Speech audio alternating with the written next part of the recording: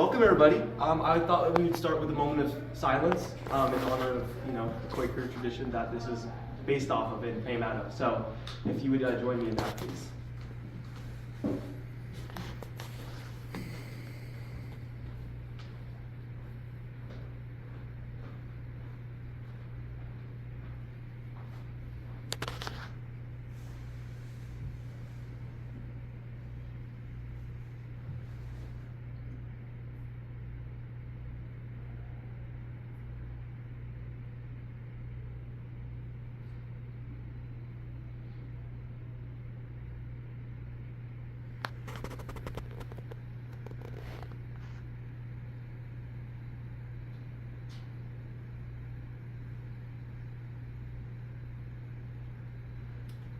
Thank you guys. All right, so let's get started. So this is my Benjamin Lay Fellow project. It is From Space to Community-Based Place, the making of the places. When I was thinking about the Benjamin Lay Fellowship, I really was thinking about what problem I wanted to address. So if you guys don't know, I'm sure a lot of you guys know what the Benjamin Lay Fellowship is, but it's a 10-week fellowship where college students create projects involving peace and social concerns endorsed by the Quaker meetings. And so I was thinking about what issue I wanted to address. And so kind of sort of my background in this, thinking about the problem, was thinking about, last semester I studied away at this program called the Oregon Extension. And this was a very life-changing program. It really was, it emphasized community in a way that I've never experienced. It was, 24 of us up on this mountain in Southern Oregon, away from civilization, and so we sort of had to figure out how to live in community with each other, because if not, it was going to be pretty awful for 4 months. And so, we figured out by the end of it how community works, and it taught me so many lessons about community. And I came back like, this is great. But when you experience something like genuine community, you can tangibly feel its absence when you get back. And so I had never realized before I had experienced genuine community myself how isolated and the lack of community. And it's actually really interesting that when we were leaving, they gave us this returning home pamphlet. And it was based off of advice from American expats who were living overseas and then coming back, which I just thought was very telling, that this is a universal experience of retransition that people who have lived in more communal societies have to make when they're coming back to the US. Darlene, you talked in your meeting today about the capital I in the English language versus the lowercase we. And so this is something that I really felt, oh shoot, I never realized how bad a problem this was. And now I'm like, okay, this is a problem. And so as I came back, I was thinking about this book that I read at the end. Well, I read parts of it at the end of my time at the OE. And so this is a sociologist, Robert Putnam. Some of you might have heard of this book, Bowling Alone. Basically, Robert Putnam was a sociologist he wrote this book in 2000, studying the decline of community spaces. And it's across the board. And so here's just a couple stats. So this is trends from 1974 to 1997. Attending club meetings, there was a 58% drop across the nation. Family dinners, 43% drop. Having friends over, 35% drop. And this is not even just that. It's also, voter turnout, volunteer work, participation in religious organizations, unions. So there's all sorts of implications that this has. So I was like, okay, there's some stats to back this up. And this was written in 2000, and so obviously the problem has only gotten worse since then. I mean, the widespread technology and also post-pandemic, I think this was like it awakened us to this problem. And so I started to think about this problem, and I was like, how can I address the lack of community?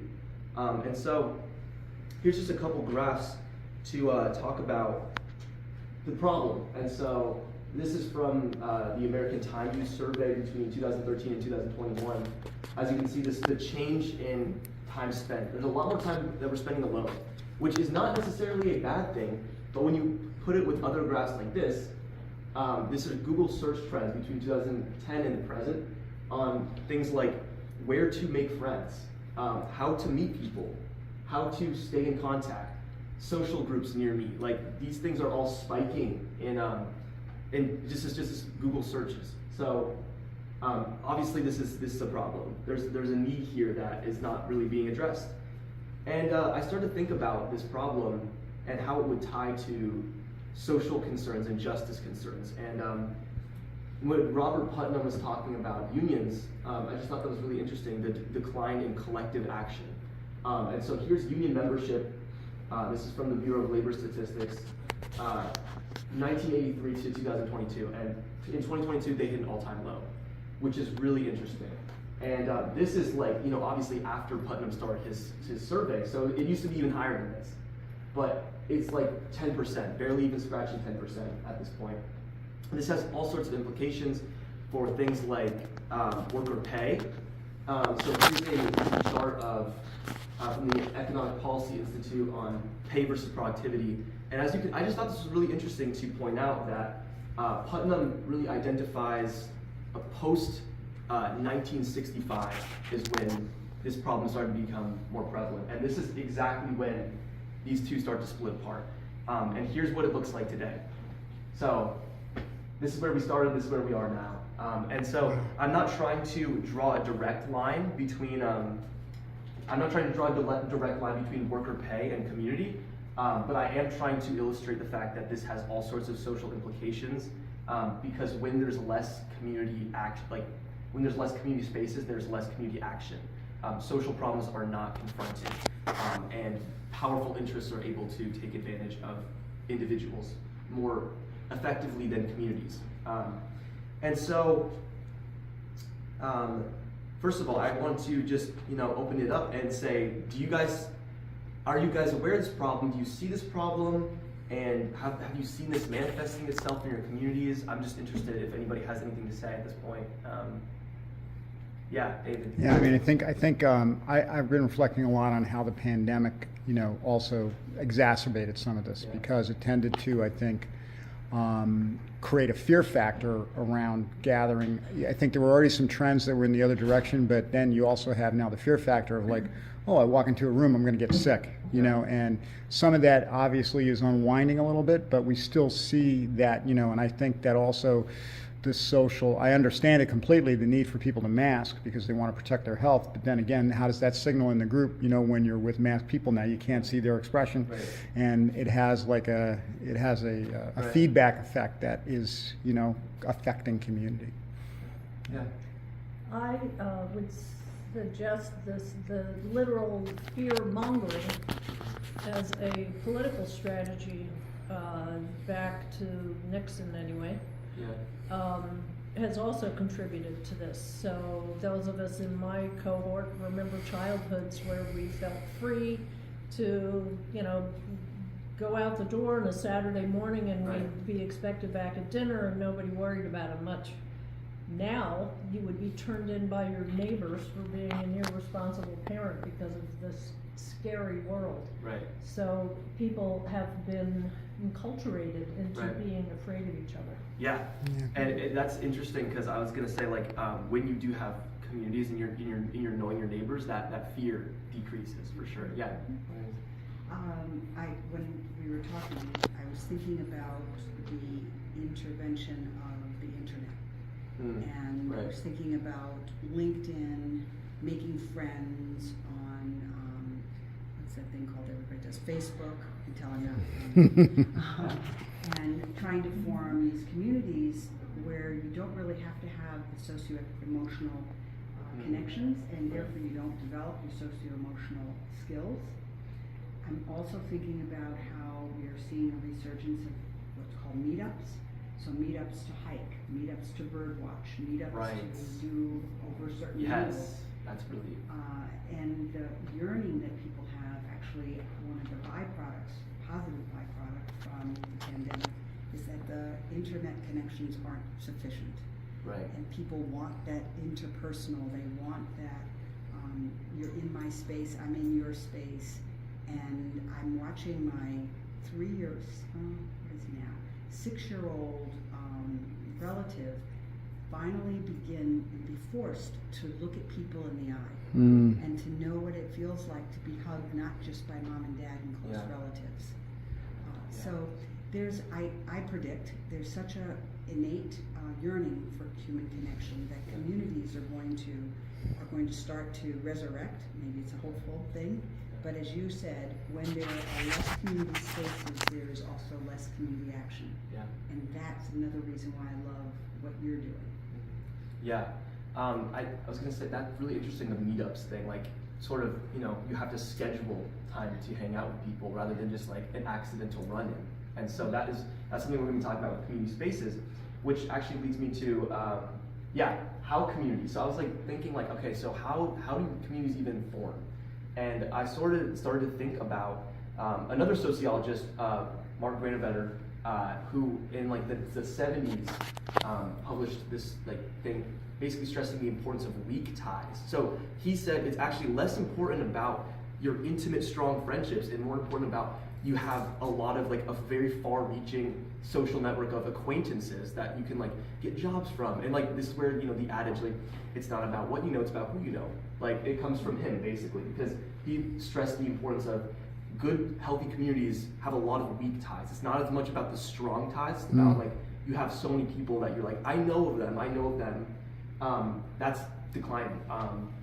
And so, like I was saying, I was thinking about physical spaces to run into each other. Like, you're much less likely to isolate if you are like running into people that you know and you're confronting them. And so, I was honing in on this idea of our architecture and our infrastructure impact our ability to form communities. It is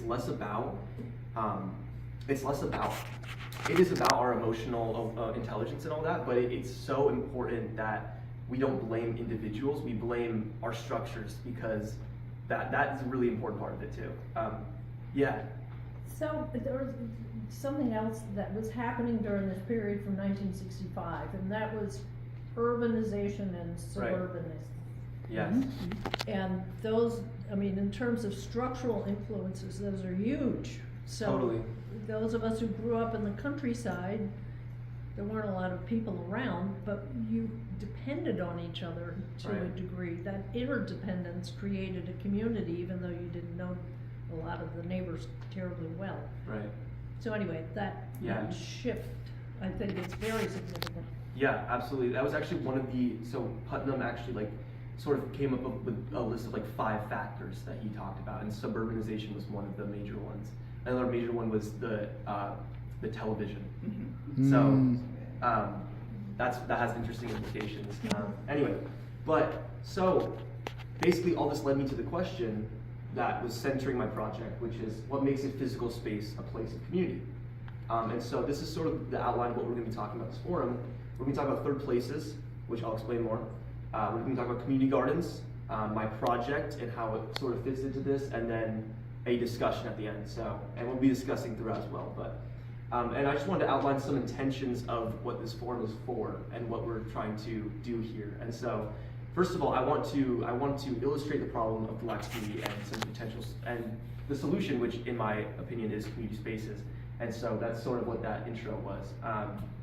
I want to inform a deeper understanding about the third place, which we'll be talking about, to gather community input about new third places and my project, motivate action on helping maintain third places, and then also I want it to be a collaborative, conversational presentation, not a lecture. So just putting that out there, these are the intentions. And so third places, let's talk about the third places. What are they? Why are they needed? And so this concept third place, like what are third places? And so at its most basic, there's 3 types of places. There is the home, there is your job, or where you go on a 9 to 5, you go to school, you go to work. But there's also the third place, which is neither of these. It's a place where you're not doing, you're just being with other people. And so that is, at its most basic, it is a place that does not have a high bar for entry, and is accessible. So it doesn't require you to pay, it's not like a monetary thing. Very low bars, so anybody can be in them. And so there's 4 main factors that make up a third place. The first is accessibility. So who is this accessible to? It has to have low bars, as I said, for entrance. It has to have inclusive infrastructure. If it is not for people with different abilities, then it's not getting the whole picture of the community in there. Transportation, it has to have linkages to different places. It has to be accessible to biking, walking. It has to, have be a place where people can access easily, not somewhere that's confusing to get to. Comfort and image is a really important part of the third place. Is it clean? Is it safe? Is it attractive? You're not going to want to stay in the place if you feel unsafe. That's not a community space. There has to be inclusive vibes, I would say. Like if there's just like this overtone of like, you're not welcome here, then that's not a third place. So yeah, uses and activities. It has to have different choices of things to do, not just like, you're gonna come here and there's one thing to do. And if you don't like that thing, sorry, that's what we're doing. It has to be like in this picture, there's some people just chilling, there's some people reading, there's some people like throwing a frisbee. It's like, there's so many different things you can do, and it has to, the activities also have to be accessible to all demographics. It can't be something where elderly people can't partake in it because of their age or anything like that. So that's really important as well. Sociability is probably the most important aspect. Running into the same people multiple times, even if you don't know somebody, if you're just like, oh, I'm at the park and I see this guy walking every Thursday, I start to, he becomes a familiar face to me, and I start to like see him more as a human. And a place that invites you to stay a while. We were talking about, is Starbucks a third place? And I would say sometimes it can be third place, but a lot of times it's focused on the overturn, getting people in and out as fast as possible. That's not a conducive space to inviting you to stay a while. And so like a really good example, I put like the Friends cafe, because like there's couches, they're just like, they're hanging out here. You know what I mean? They're not doing anything, they're just hanging out, they're talking. And as you can see, there's different people here that are like, so they're just chilling there. That's a third place. So with these factors in mind, can you think of a place where you go to that you would consider a third place around here? Like, are there any places that you are like, yeah, that's my third place? Like library. The library? Yeah, that's a really big one. Libraries for sure. Something that you might enjoy, Josh. There's a place called, I think, the Blue, I don't know if it's like the Blue Marble bookstore, I think. And that's sort of right. Yeah, have you been there? Yeah, that's in Mountain Airy, West Mountain Airy, right next to Weaver's Way Co-op. And there's so many things I love about it. One is I love that it is accessible to the grocery store. So in case if maybe you're, maybe you're a kid and you need a place to go and you want to pop in to Weaver's Way and get yourself a little snack, and you can stay at the the Blue Marble bookstore. They have an upstairs space that invites people to come in, and it's sort of funded by donations. Not the entire bookstore, just that upstairs space. Yeah. And people can sit there, they can spend time there. There's free tea that is to provide these donations, for instance. And there's plenty of different, couches and sofas and tables, and it's really nice. And I've actually I noticed that when I sit there and get work done, for instance, that I feel a sense of comfort, and that I can make eye contact with people who are already there, or when or when they come in, we'll make eye contact and say a quick hello and maybe a little chat too. Yeah. So it's really nice.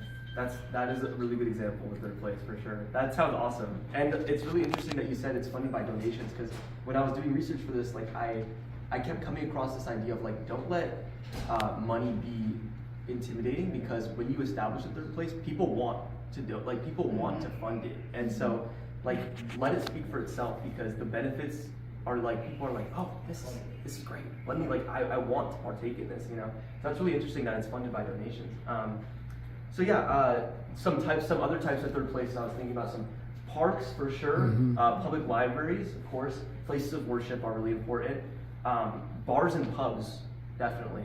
Community gardens, cafes, a couple other ones I was thinking about, barber shops and hair salons are really important for like building community, I think. Arcades, bowling alleys, gyms, me and Dave were even talking yesterday, I mentioned a porch, just Yes. having a porch.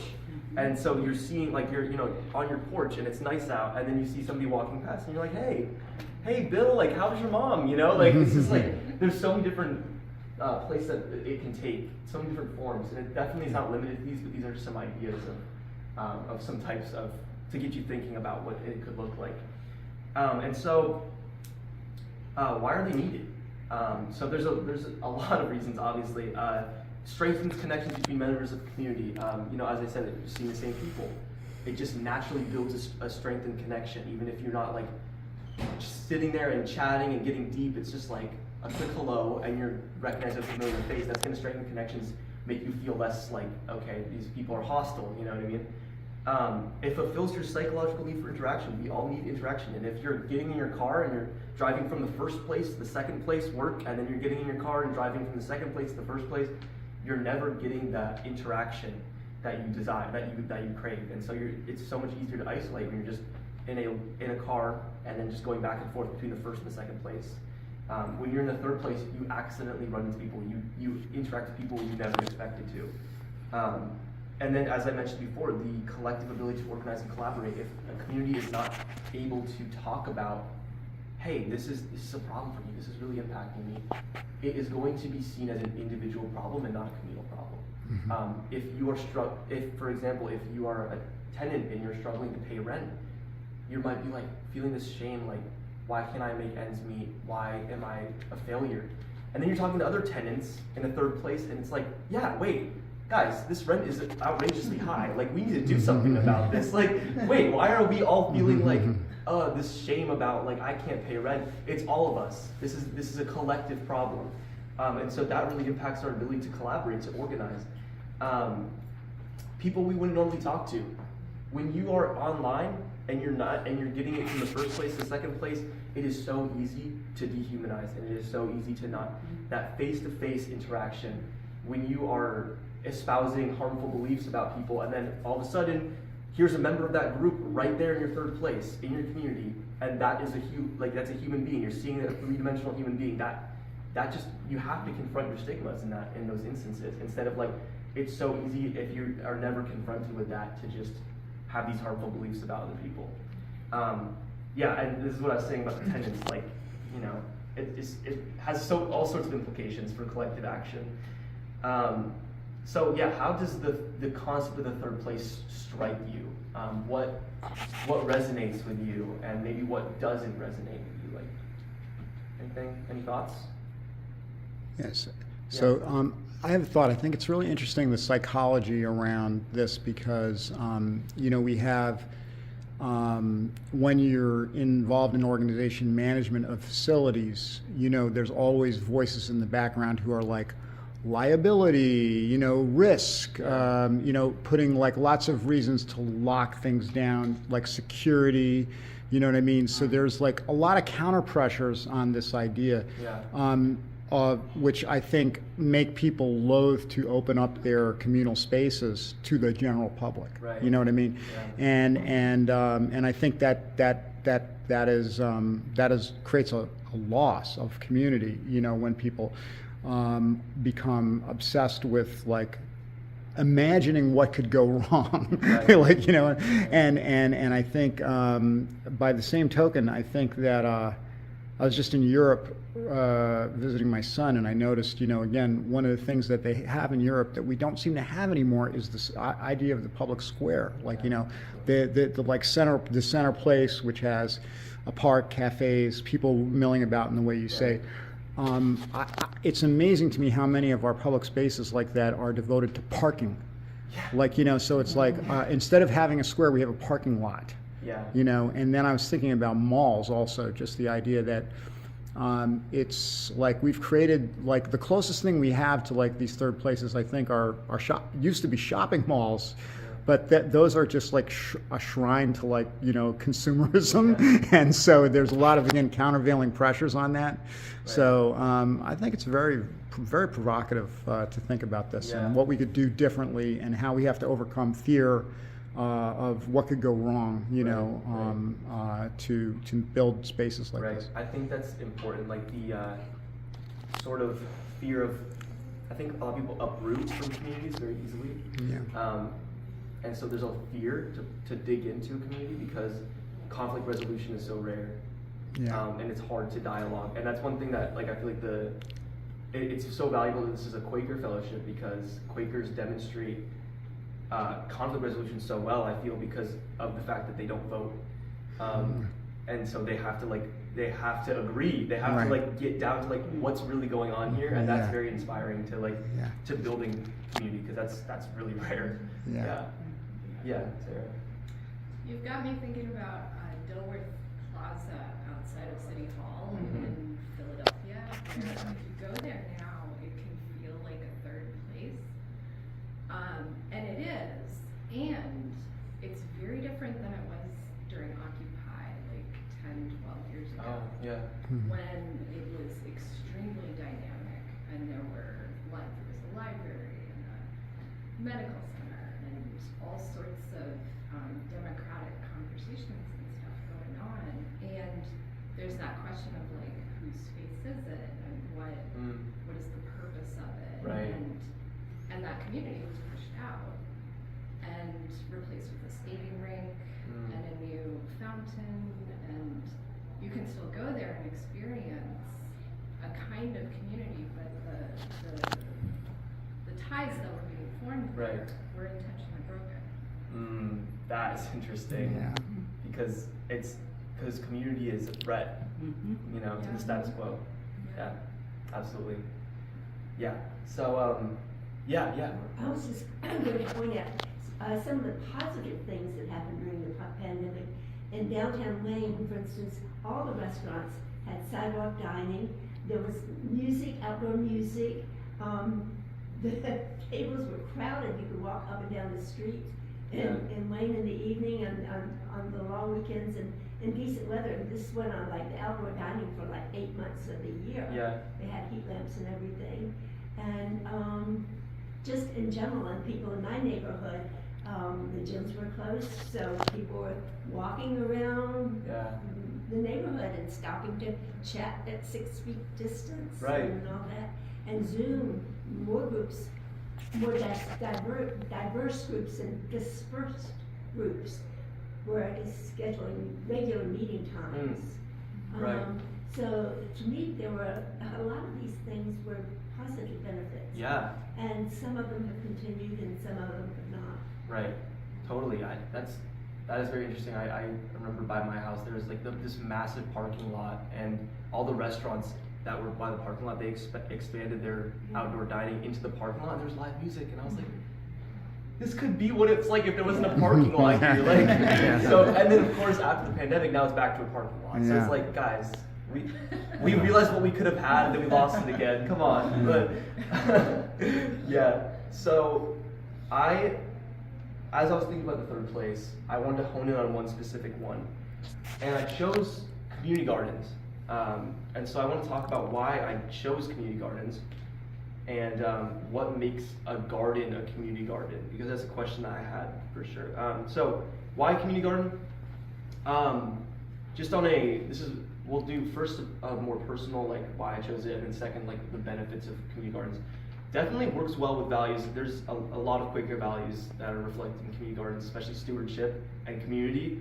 So I just thought that was, there's just so many values that meet in a community garden. I wanted to incorporate nature in my project because I feel like nature is such a, I don't know, it just helps humans connect with each other, which isn't that funny? But it's hard to make other third place. Like I was like, I can't really open a cafe, I can't really create a library, but I can make a community garden. So I can do that. I can't like open a barbershop, but you know, a community garden works. And then Sarah actually mentioned, as I was starting to initially think about these ideas, Sarah mentioned Old Haverford Community Garden, and I was like, a community garden? Like it got me thinking, and I was like, why don't I do something with that? So yeah, that's sort of why I originally picked community garden. And then just on a more, why are they good? You know, it's obviously like any third place, a good place to rent to neighbors.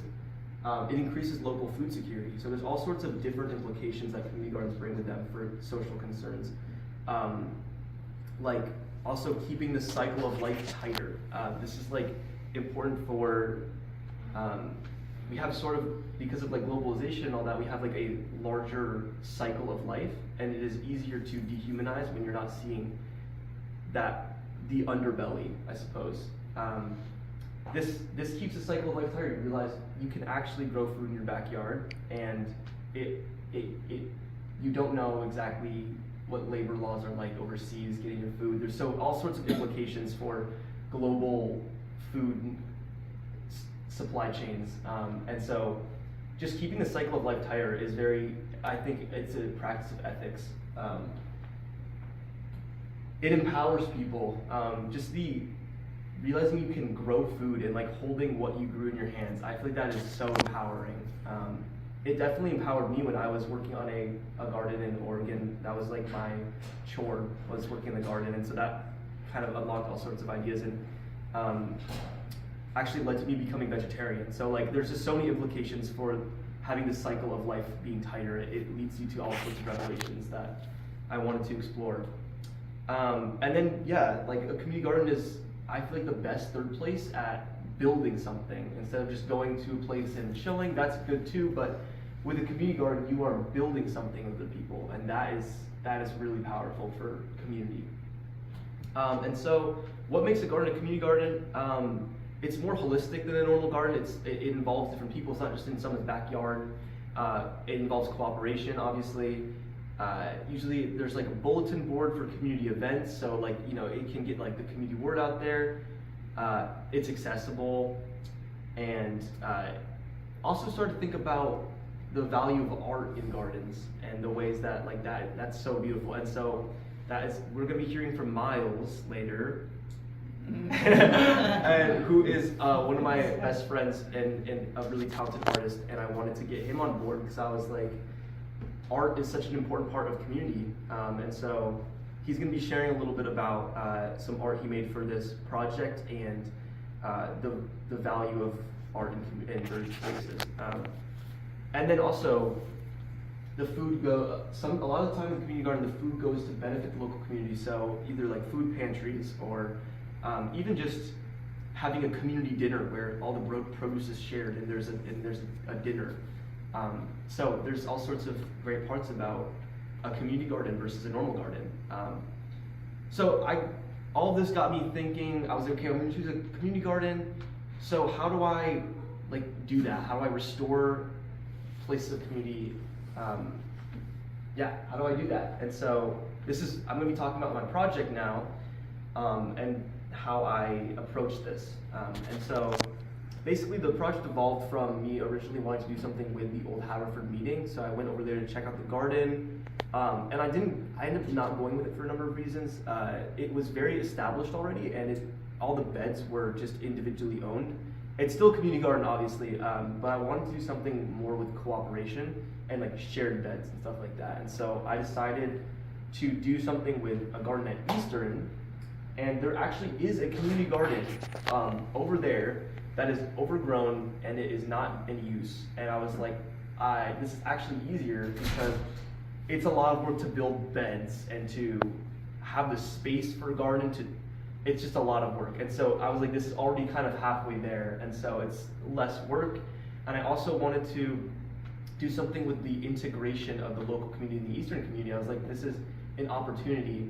I started to notice a lot of local people walking through Eastern, and because it's a beautiful campus and a lot of people walk their dogs here, a lot of people walk.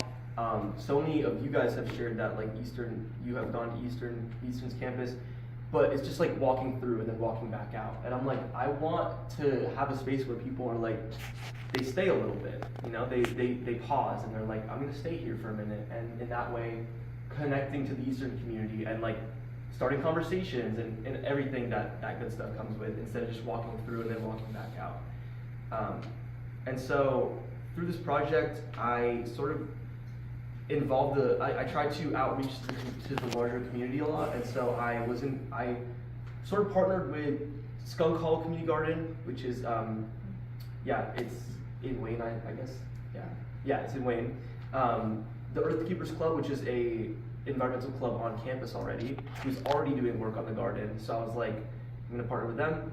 And the Radnor Conservancy, so I sort of just emailed a bunch of people, just threw my idea out there and saw where it was gonna stick. So it stuck with those 3 groups, which is great.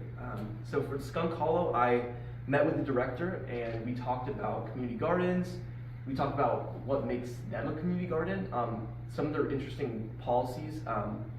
So there's like a fee that the members pay to get a bed, but then they also have a certain amount of I think it's 10 hours a season where they have to do work on maintaining the general upkeep of the garden. There's work days where everybody participates. There's a thing they do called grazing, where if you harvest 8 tomatoes, they'll take maybe 1 or 2 tomatoes and donate to a local food pantry. So there's a lot of things that make Skunk Hollow a community effort that I thought was really great to learn about as I'm trying to make my own community garden. And it was just great to talk with people who are excited about new gardens. And one piece of advice that he gave me was just make it simple. Gardens are a lot of work. just get the bare minimum and keep it simple and keep working on it year after year and getting it better and better. But don't make it perfect straight out the gate. It's not going to be. It's going to be a lot of work. And so that was a really valuable piece of advice that I got from him.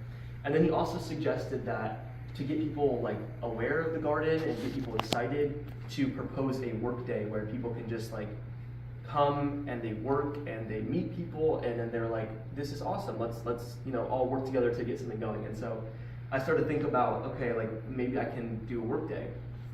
Earth Keepers on campus, they're already working on a garden, so I didn't want to step on their toes or be oh, you guys are working on a garden, that's great, I'm gonna actually do it myself and make it better than you guys. So I was let me just partner with them, and we don't have to, so I partnered with them, and I found from them that they are very close to giving custody of the garden, but the school is basically you need year-round care in order to get custody. And as a bunch of college students who go home for Christmas break and summer, we just don't have the ability to take care of the garden around the year. So I was oh, is that really it? We're that close? We just need that? I can do that. We'll get that. We'll do that. And so my idea was, okay, you guys are doing great work on the garden. I will work on outreach to the community and trying to get people involved. And so we'll find people who can take care of the garden when we're not here. So that was my idea. And my idea is to sort of split the care of the beds, so that some of the beds are taken care of by Eastern students, and then some of the beds are taken care of by the local community. And so it's hey, you can take care of this bed and this will be your bed, but you have to take care of it during the summer, and you have to it comes with responsibilities. And so that's my idea for getting people involved with it, and also just to have that there's local people with beds and then there's students with beds. There's going to be some run-in with that. You're working on my bed, I'm working on my bed, we're talking, so all sorts of implications for that. And then I was it's really funny because I was prepared to make this whole pitch to the club about why it should be not just a garden but a community garden, all these third place ideas, and they were yeah.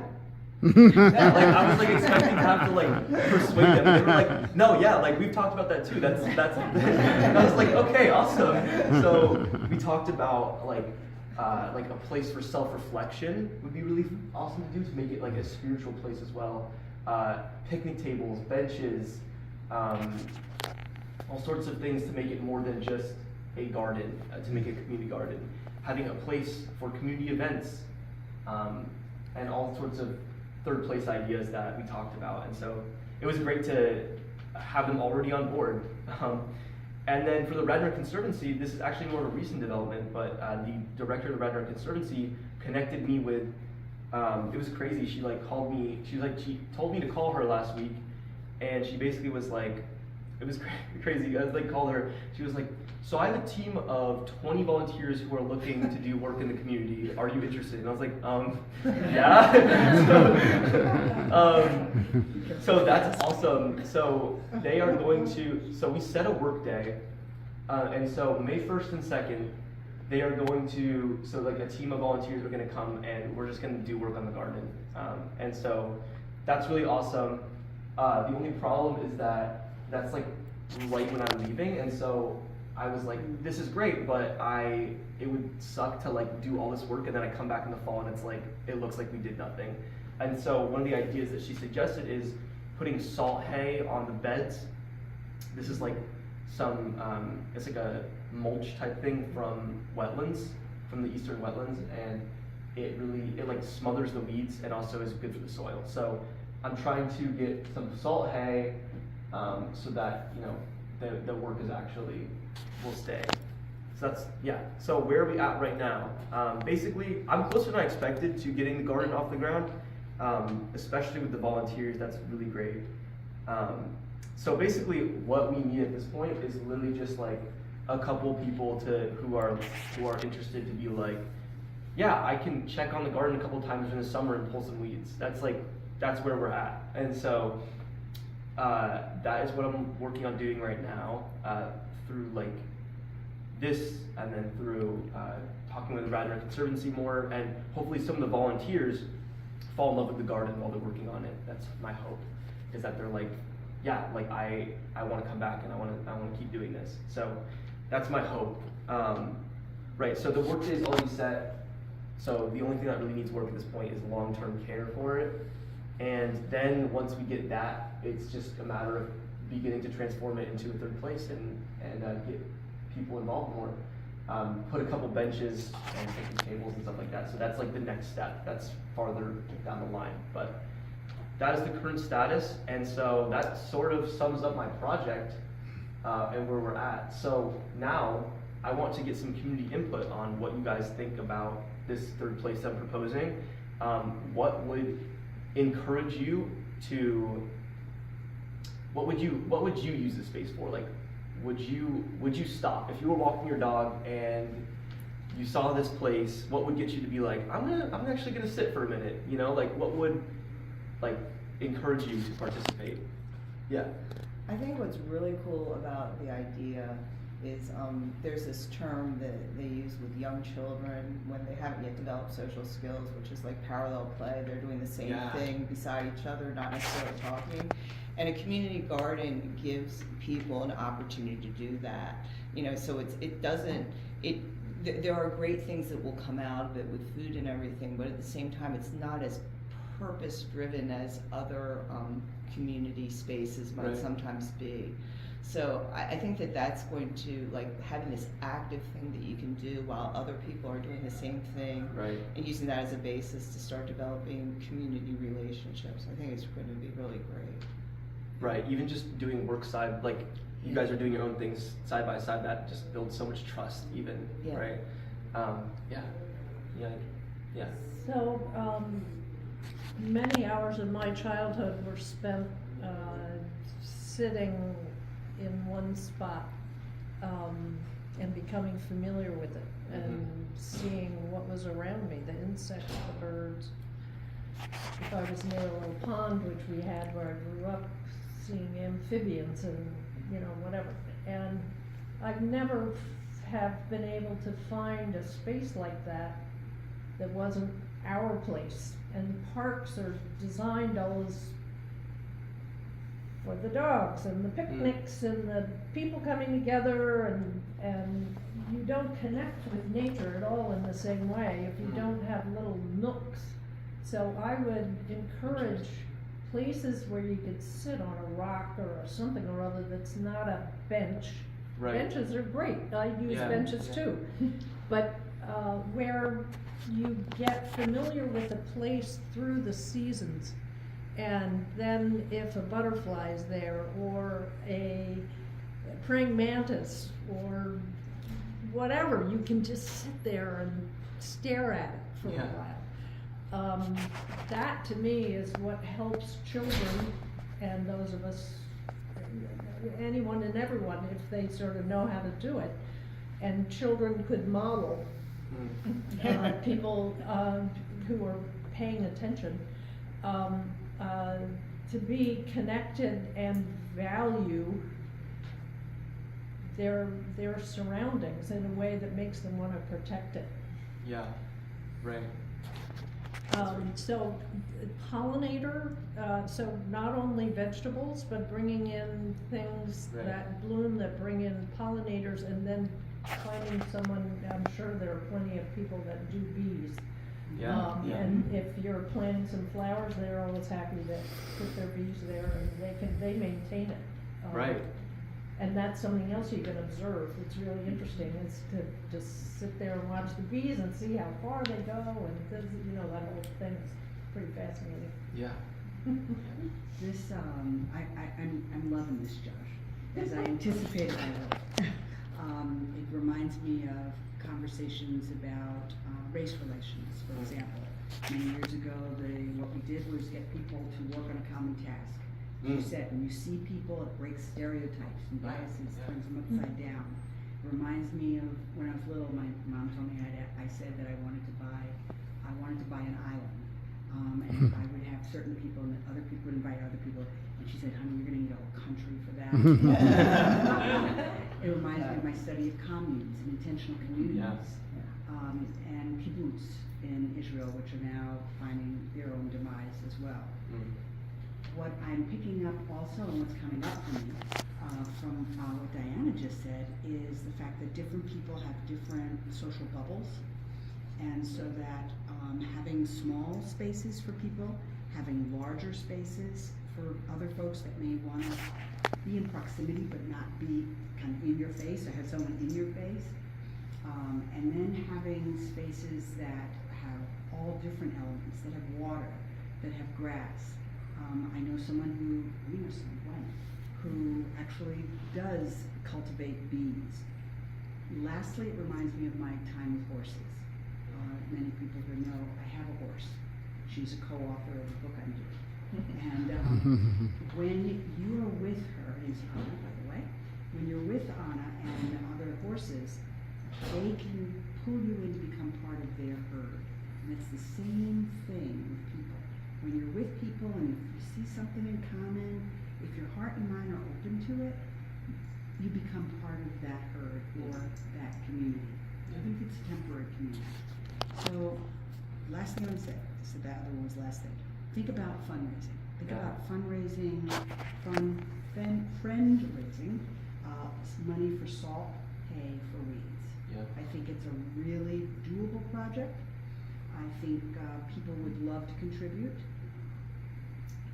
Why not?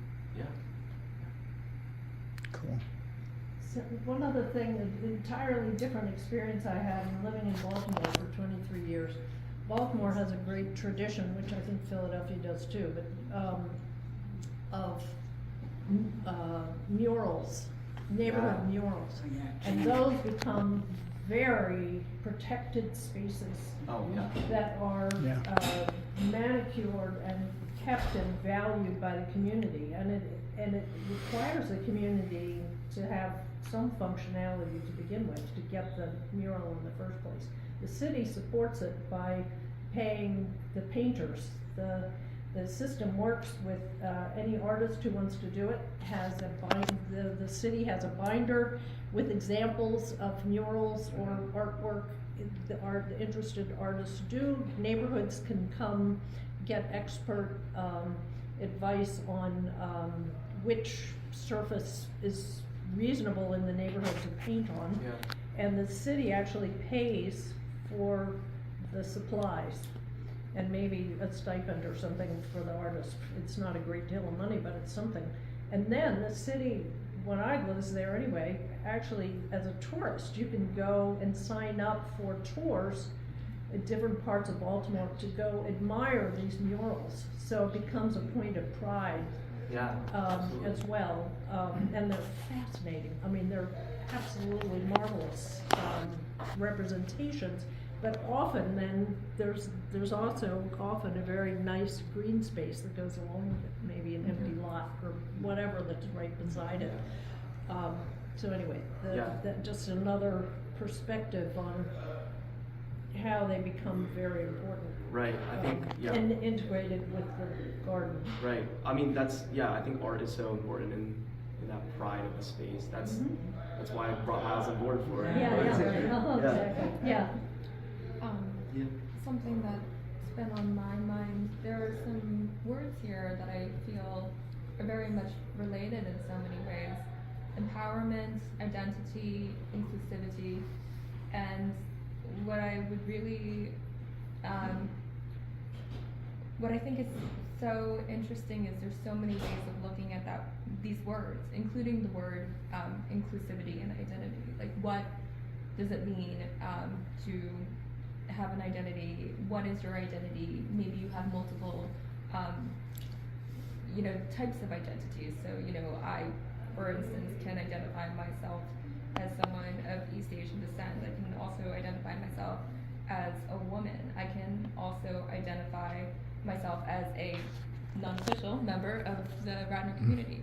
There are many ways in which, I can identify, and I think in terms of inclusivity, who gets included is a really important question here, because say something is technically accessible to everybody, but not everybody knows about it. Yeah. Is it truly accessible? Right.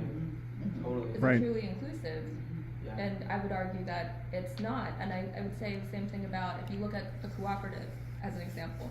Cooperatives conceptually are fantastic. However, one thing that tends to happen is people will encourage certain other people, I think there's a word for it, I don't remember what it's called, there's a term, who might look more like them, who might share some of what they consider their values. And when it becomes a we, or like a us versus them situation, then there's no longer a we. Right. There's a separation of interest here, and I think that one thing that I'm hearing from Darlene, for instance, is the need for having many different types of spaces. And I would also say that something that I'm seeing as something that I feel is really important, at least, is understanding things like the concept of control and what it means to, kind of release yourself from control. The need to control others, the need to be controlled, and what it means to work together. It's so really, again, the idea of a cooperative is fantastic conceptually, but these things are important to keep in mind. Right. Where what is happening here? Why are these spaces sort of going in certain directions that maybe perhaps were not the intention? Right. As an Yeah. example. So that's something that I think could be worth considering. And design, I think, is incredibly important. Absolutely. So, parallel play, I think fantastic. There's many different ways of creating community spaces. Something that could be an interesting idea, I think, personally, in terms of like designing. You could, for instance, have like consumption circles, and that's it's sort of like if you're at a table, you can have a square table, you can have any rectangular table, you can have a round table.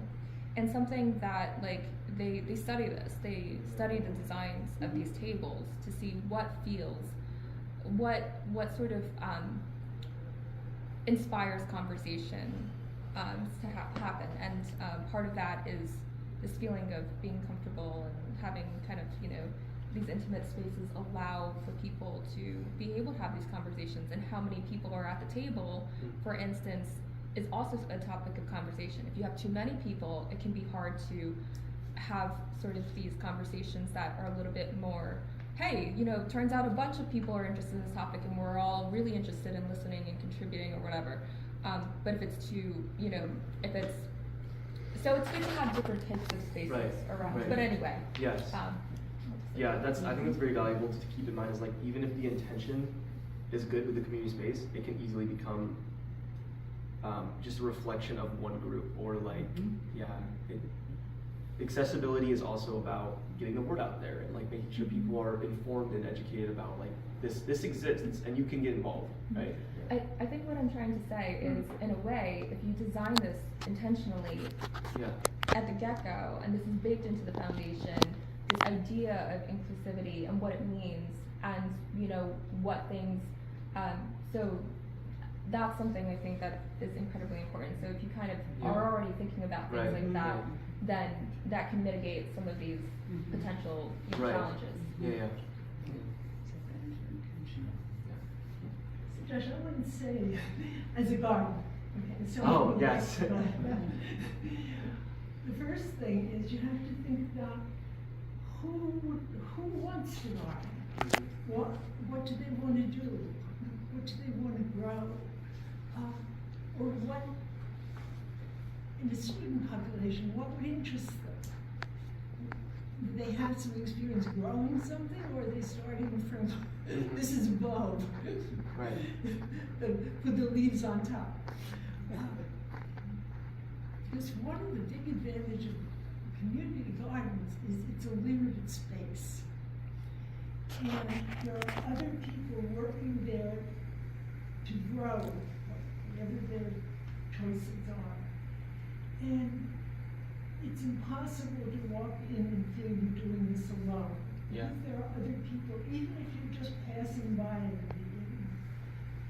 But you have to make, if you're starting with gardens, you have to say, where are the garden tools? Yeah. How are we going to keep them? How are you going to make it known that space is available? And you need some core of people with gardening knowledge Yeah. to help get it off the ground. For sure. Yeah. Yeah.